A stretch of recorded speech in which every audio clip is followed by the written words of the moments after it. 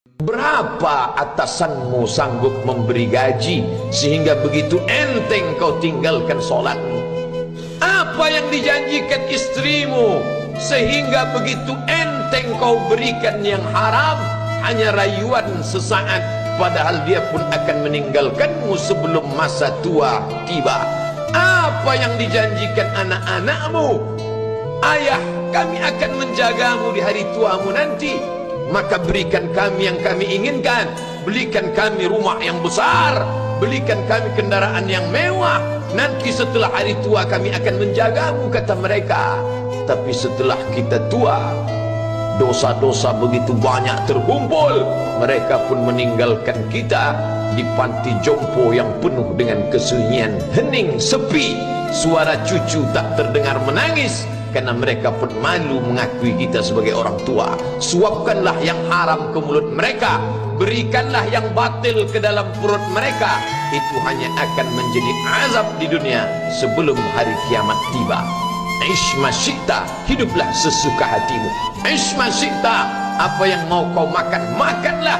Apa yang akan kau bekerjakan, kerjakanlah.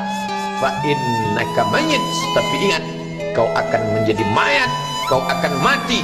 Semua akan diminta pertanggungjawaban di hadapan Allah Subhanahu wa ta'ala. Hari ini orang boleh tertawa, hari ini orang boleh merasa dunia dia yang punya, tapi sampai masanya yang hijau akan berubah menguning, yang kuning akan mati, yang mati akan menjadi debu, yang debu ditiup angin hampa tak bermakna. Lalu apa yang akan dibawa menghadap Allah Subhanahu wa ta'ala? Amal saleh.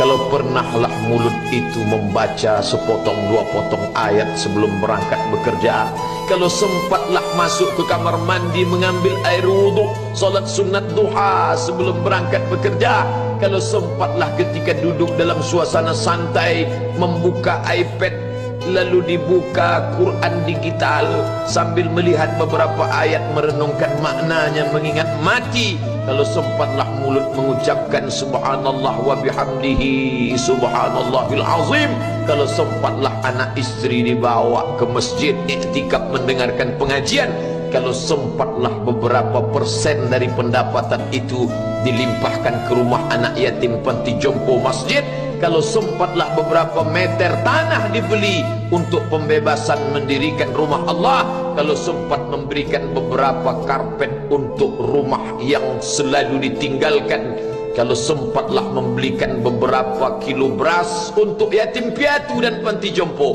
itu yang akan menolong di hadapan Allah. Adapun rumah besar dengan beberapa semen, dengan beberapa busi yang banyak, semua akan menjadi tinggal kenangan. Mereka akan menjual, membagi-baginya.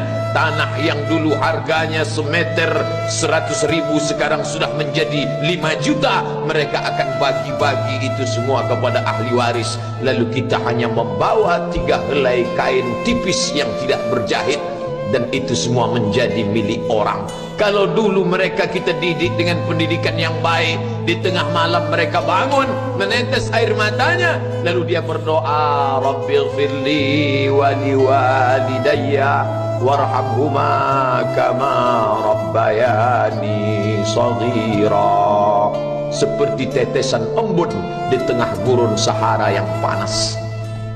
Kalau sempatlah mereka berdoa, Allahumma ighfir lahu warhamhu wa'afihi wa'fu anhu, maka mengalirlah air yang sejuk ke tenggorokan yang kering.